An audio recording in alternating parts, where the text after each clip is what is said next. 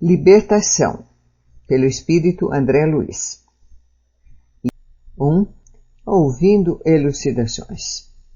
No vasto salão do educandário que nos reunia, o ministro Flacos, fixando em nós o olhar saturado de doce magnetismo, convidava-nos a preciosas meditações.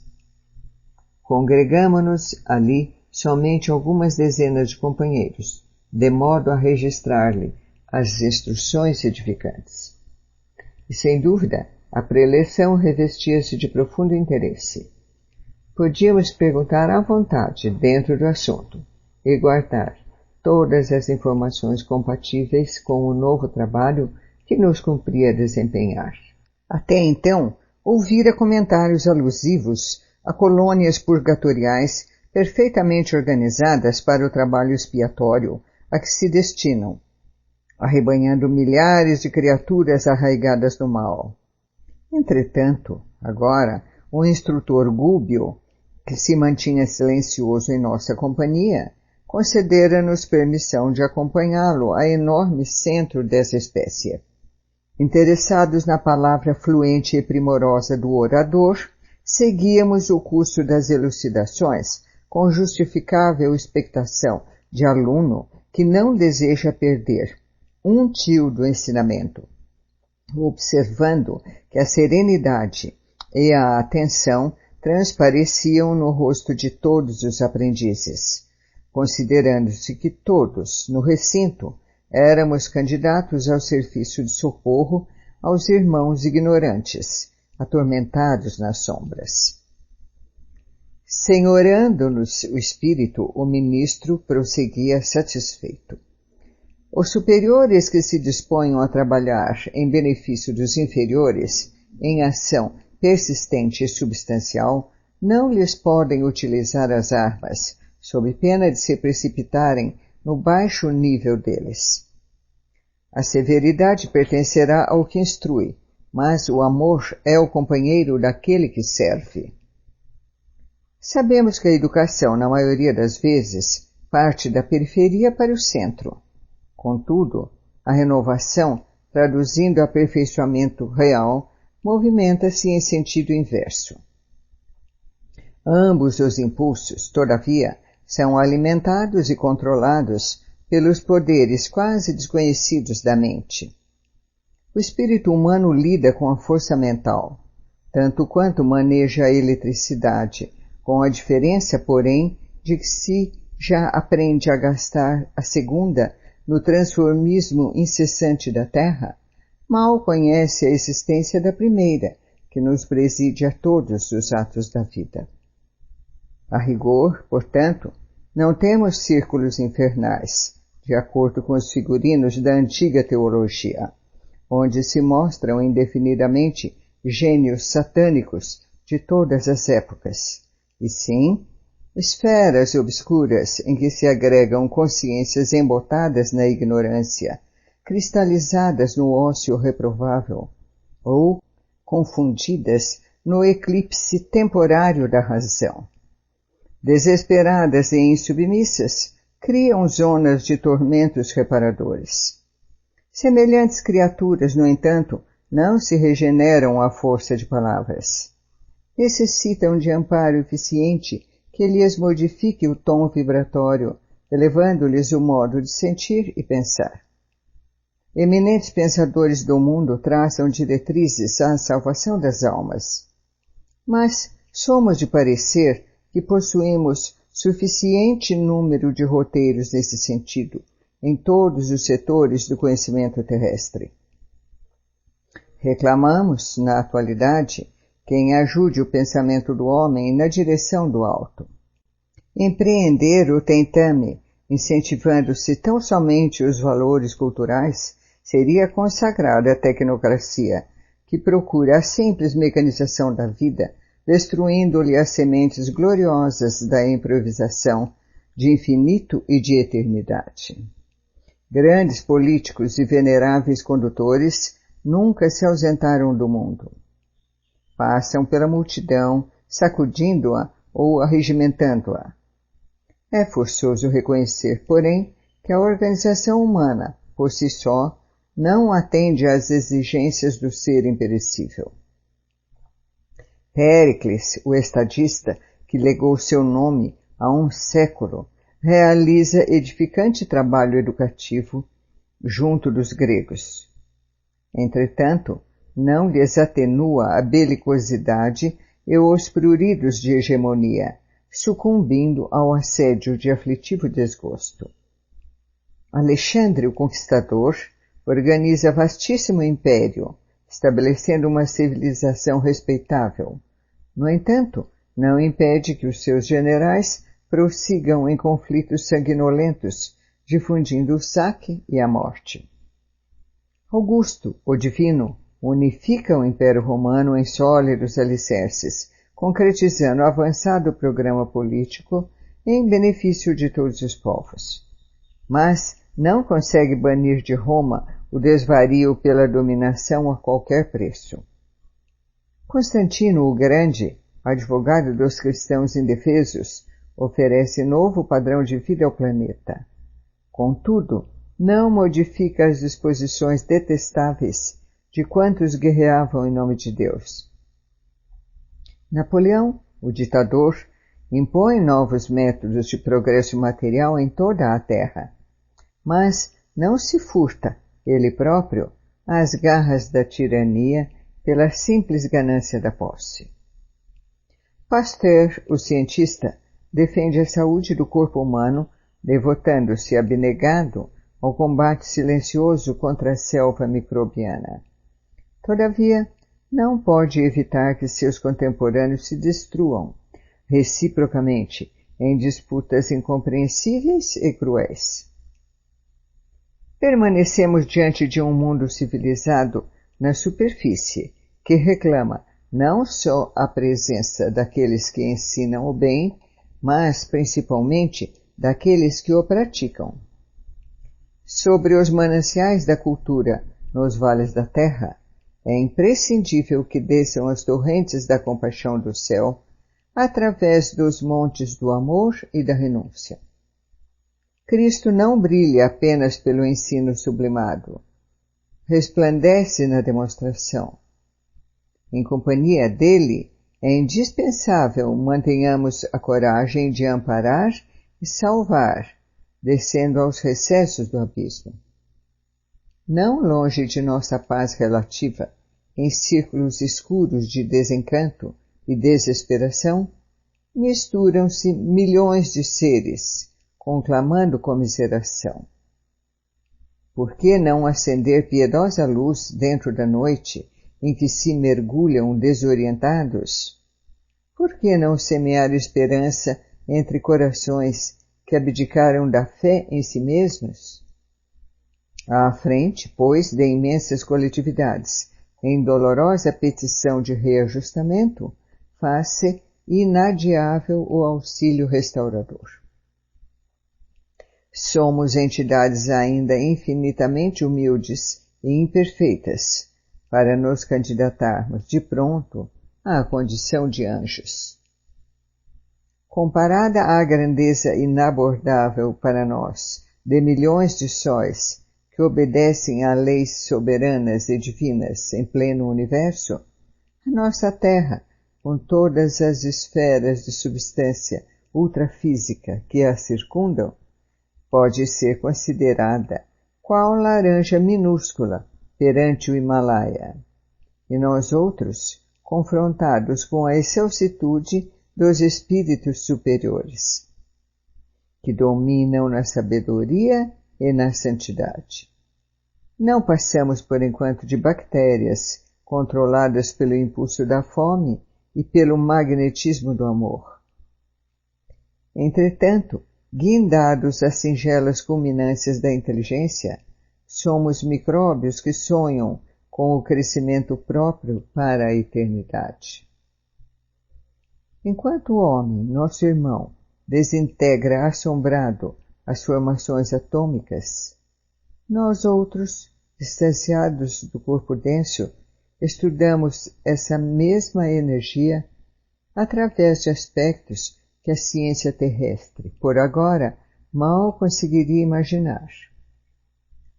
Caminheiros, porém, que somos do progresso infinito, principiamos apenas, ele e nós, a sondar a força mental que nos condiciona as manifestações nos mais variados planos da natureza.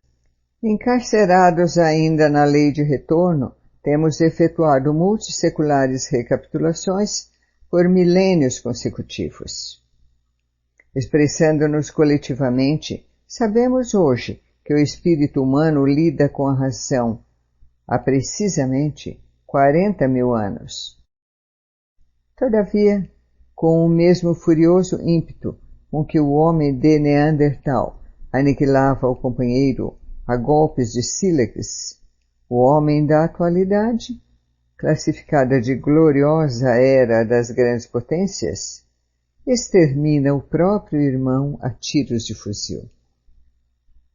Os investigadores do raciocínio, ligeiramente tisnados de princípios religiosos, identificam tão somente nessa anomalia sinistra a renitência da imperfeição e da fragilidade da carne, como se a carne fosse permanente individuação diabólica, esquecidos de que a matéria mais densa não é senão o conjunto das vidas inferiores incontáveis, em processo de aprimoramento, crescimento e libertação. Nos campos da crosta planetária, queda-se a inteligência, qual se fora anestesiada por perigosos narcóticos da ilusão. No entanto, auxiliá-la-emos a sentir e reconhecer que o espírito permanece vibrando em todos os ângulos da existência. Cada espécie de seres, do cristal até o homem e do homem até o anjo, abrange inumeráveis famílias de criaturas operando em determinadas frequências do universo. E o amor divino alcança-nos a todos, à maneira do sol que abraça os sábios e os vermes. Todavia, quem avança demora-se em ligação com o que se localiza na esfera próxima. O domínio vegetal vale-se do império mineral para sustentar e evoluir.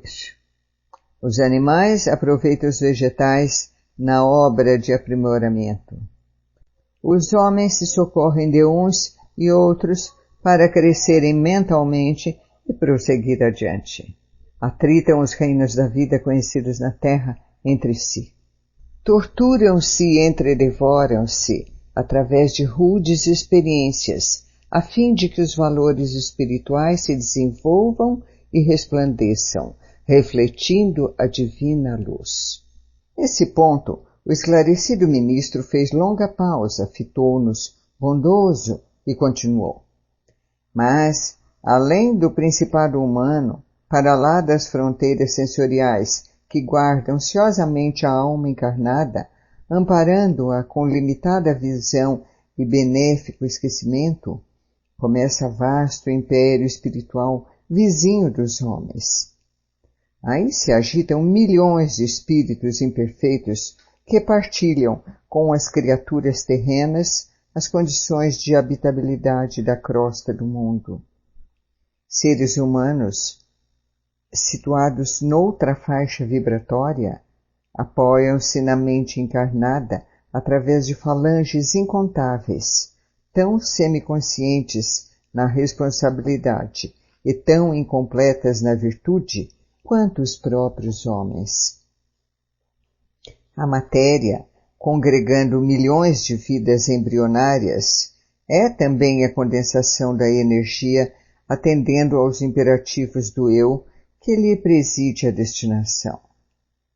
Do hidrogênio às mais complexas unidades atômicas, é o poder do Espírito Eterno a alavanca diretora de prótons, nêutrons e elétrons na estrada infinita da vida. Demora-se a inteligência corporificada no círculo humano em transitória região adaptada às suas exigências de progresso e aperfeiçoamento, dentro da qual o protoplasma lhe faculta instrumentos de trabalho, crescimento e expansão. Entretanto, nesse mesmo espaço, alonga-se a matéria noutros estados, e nesses outros estados, a mente desencarnada, em viagem para o conhecimento e para a virtude, radica-se na esfera física, buscando dominá-la e absorvê-la, estabelecendo gigantesca luta de pensamento que ao homem comum não é dado calcular. Frustrados em suas aspirações de vaidoso domínio no domicílio celestial, homens e mulheres de todos os climas e de todas as civilizações, depois da morte, esbarram nessa região em que se prolongam as atividades terrenas e elegem o instinto de soberania sobre a terra por única felicidade digna do impulso de conquistar. Rebelados filhos da providência tentam desacreditar a grandeza divina, estimulando o poder autocrático da inteligência insubmissa e orgulhosa, e buscam preservar os círculos terrestres para a dilatação indefinida do ódio e da revolta, da vaidade e da criminalidade, como se o planeta, em sua expressão inferior, lhes fosse paraíso único, ainda não integralmente submetido a seus caprichos, em vista da permanente discórdia reinante entre eles mesmos. É que, confinados ao berço escabroso da ignorância, em que o medo e a maldade, com inquietudes e perseguições recíprocas, lhes consomem as forças e lhes inutilizam o tempo, não se apercebem da situação dolorosa em que se acham. Fora do amor verdadeiro, toda união é temporária, e a guerra será sempre o estado natural daqueles que perseveram na posição de indisciplina. Um reino espiritual, dividido e atormentado, cerca a experiência humana em todas as direções, intentando dilatar o domínio permanente da tirania e da força. Sabemos que o Sol opera por meio de radiações, nutrindo maternalmente a vida a milhões de quilômetros. Sem nos referirmos às condições da matéria em que nos movimentamos, lembremo-nos de que, em nosso sistema, as existências mais rudimentares, desde os cumes iluminados aos recôncavos das trevas, estão sujeitas à sua influenciação. Como acontece aos corpos gigantescos do cosmos, também nós outros, espiritualmente, caminhamos para o zênite evolutivo, experimentando as radiações uns dos outros. Nesse processo multiforme de intercâmbio, atração e matação e repulsão, aperfeiçoam-se mundos e almas na comunidade universal. Dentro de semelhante realidade, toda a nossa atividade terrestre se desdobra num campo de influências que nem mesmo nós, os aprendizes humanos em círculos mais altos, poderíamos, por enquanto, determinar.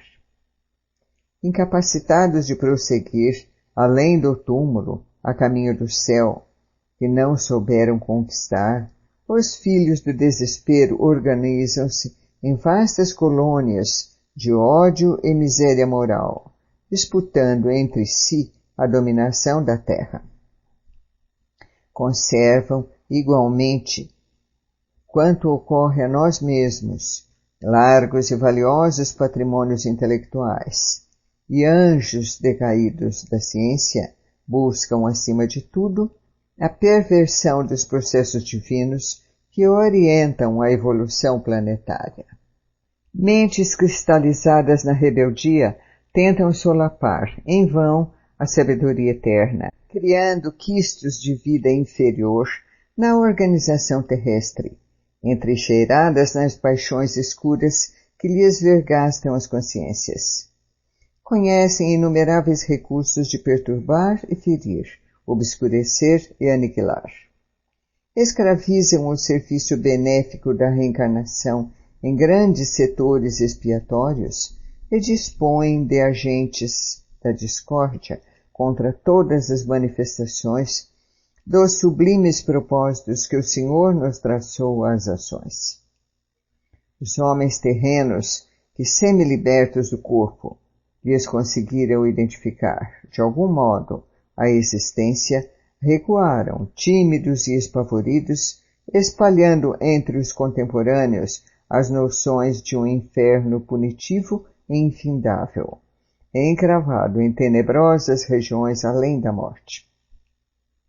A mente infantil da terra, embalada pela ternura paternal da providência, através da teologia comum, nunca pôde apreender mais intensivamente a realidade espiritual que nos governa os destinos.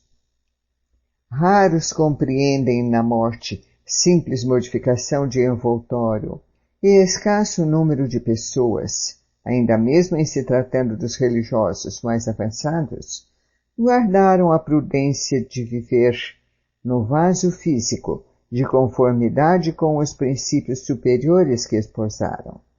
Somos defrontados, agora, pela necessidade da proclamação de verdades velhas para os velhos ouvidos e novas para os ouvidos novos, da inteligência juvenil situada no mundo. O homem, herdeiro presuntivo da coroa celeste, é o condutor do próprio homem, dentro de enormes extensões do caminho evolutivo. Entre aquele que já se acerca do anjo e o selvagem, que ainda se limita com o irracional, existem milhares de posições ocupadas pelo raciocínio e pelo sentimento, dos mais variados matizes.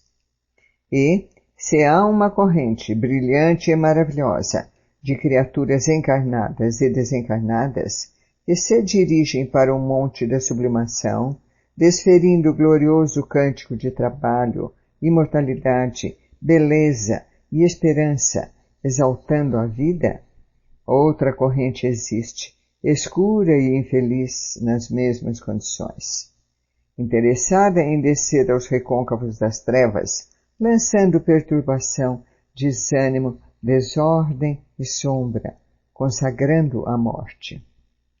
Espíritos incompletos que somos ainda, aderimos aos movimentos que lhes dizem respeito e colhemos os benefícios da ascensão e da vitória, ou os prejuízos da descida e da derrota, controlados pelas inteligências mais vigorosas que a nossa e que seguem conosco lado a lado na zona progressiva ou deprimente em que nos colocamos.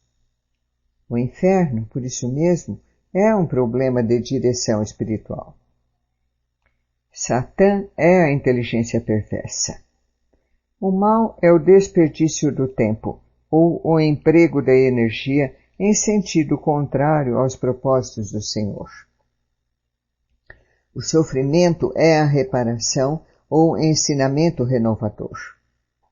As almas decaídas, contudo, quaisquer que sejam, não constituem uma raça espiritual sentenciada irremediavelmente ao satanismo, integrando tão somente a coletividade das criaturas humanas desencarnadas em posição de absoluta insensatez. Misturam-se à multidão terrestre, exercem atuação singular sobre inúmeros lares e administrações e o interesse fundamental das mais poderosas inteligências, dentre elas, é a conservação do mundo ofuscado e distraído, à força da ignorância defendida e do egoísmo recalcado, adiando-se o reino de Deus entre os homens indefinidamente. De milênios a milênios, a região em que respiram padece extremas alterações, qual acontece ao campo provisoriamente ocupado pelos povos conhecidos. A matéria que lhes estrutura a residência sofre tremendas modificações e precioso trabalho seletivo se opera na transformação natural, dentro dos moldes do infinito bem. Entretanto, embora de fileiras compactas incessantemente substituídas, persistem por séculos sucessivos, acompanhando o curso das civilizações e seguindo-lhes os esplendores e experiências, as aflições e derrotas. Fazendo-se nova pausa do ministro, que me pareceu oportuna e intencional, um companheiro interferiu, indagando. Grande benfeitor, reconhecemos a veracidade de vossas afirmativas. Todavia, por que não suprime o Senhor compassivo e sábio tão pavoroso quadro? O esclarecido mentor fixou um gesto de condescendência e respondeu. Não será o mesmo que interrogar pela tardança de nossa própria adesão ao reino divino? Sente-se o meu amigo suficientemente iluminado para negar o lado sombrio da própria individualidade? Libertou-se de todas as tentações que fluem dos escaninhos misteriosos da luta interna? Não admite que o orbe possua os seus círculos de luz e trevas, qual acontece a nós mesmos nos recessos do coração? E assim, como duelamos em formidáveis conflitos por dentro, a vida planetária é compelida, igualmente, a combater nos recônditos ângulos de si mesma. Quanto à intervenção do Senhor, recordemo-nos de que os estudos desta hora não se prendem aos aspectos da compaixão, e sim aos problemas da justiça. Nós outros, e a humanidade militante na carne, não representamos senão diminuta parcela da família universal, confinados à faixa vibratória que nos é peculiar. Somos simplesmente alguns bilhões de seres perante a eternidade. E estejamos convencidos de que se o diamante é lapidado pelo diamante, o mal só pode ser corrigido pelo mal. Funciona a justiça através da injustiça aparente, até que o amor nasça e redima os que se condenaram a longas e dolorosas sentenças diante da boa lei. Homens perversos, calculistas, delituosos, inconsequentes, são vigiados por gênios da mesma natureza, que se afinam com as tendências de que são portadores.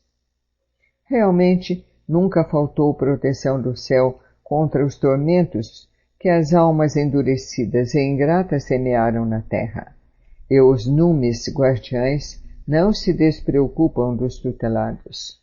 No entanto, seria ilógico e absurdo designar um anjo para custodiar criminosos. Os homens encarnados, de maneira geral, permanecem cercados pelas escuras e degradantes irradiações de entidades imperfeitas e indecisas, quanto eles próprios, criaturas que lhes são invisíveis ao olhar, mas que lhes partilham a residência. Em razão disso, o planeta, por enquanto, ainda não passa de vasto crivo de aprimoramento, ao qual somente os indivíduos, excepcionalmente aperfeiçoados pelo próprio esforço, conseguem escapar na direção das esferas sublimes. Considerando semelhante situação, o Mestre Divino exclamou perante o juiz em Jerusalém. Abre aspas. Por agora, o meu reino não é daqui. Fecha aspas. E pela mesma razão, Paulo de Tarso, depois de lutas angustiosas, escreve aos Efésios que, abre aspas, não temos de lutar contra a carne e o sangue, mas sim contra os principados, contra as potestades, contra os príncipes das trevas e contra as hostes espirituais da maldade nas próprias regiões celestes. Fecha aspas. Além, pois, do reino humano, o império imenso das inteligências desencarnadas participa de contínuo no julgamento da humanidade. E entendendo a nossa condição de trabalhadores incompletos, detentores de velhas dificuldades e terríveis inibições, na ordem do aprimoramento iluminativo, cabe-nos preparar recursos de auxílio, reconhecendo que a obra redentora é trabalho educativo por excelência. O sacrifício do Mestre representou o fermento divino, levedando toda a massa. É por isto que Jesus, acima de tudo, é o doador da sublimação para a vida imperecível. Absteve-se de manejar as paixões da turba, visto reconhecer que a verdadeira obra salvacionista permanece radicada ao coração, e distanciou-se dos decretos políticos, não obstante reverenciá-los com inequívoco respeito à autoridade constituída, por não ignorar que o serviço do reino celeste não depende de compromissos exteriores, mas do individualismo afeiçoado à boa vontade e ao espírito de renúncia em benefício dos semelhantes. Sem nosso esforço pessoal no bem, a obra regenerativa será adiada indefinidamente, compreendendo-se por precioso e indispensável nosso concurso fraterno, para que irmãos nossos, provisoriamente impermeáveis no mal, se convertam aos desígnios divinos, aprendendo a utilizar os poderes da luz potencial de que são detentores. Somente o amor sentido, crido e vivido por nós provocará a eclosão dos raios de amor em nossos semelhantes. Sem polarizar as energias da alma na direção divina, ajustando-lhes o magnetismo ao centro do universo, todo o programa de redenção é um conjunto de palavras pecando pela improbabilidade flagrante. O ministro sorriu para nós expressivamente e concluiu: Tereis sido bastante claro? Transbordava de todos os rostos o desejo de ouvi-lo por mais tempo. No entanto, Flaccus, aureolado de luz, desceu da tribuna e pôs-se a conversar familiarmente conosco. A preleção fora encerrada. As considerações ouvidas despertavam em mim o máximo interesse. No entanto, era preciso aguardar nova oportunidade para mais amplos esclarecimentos.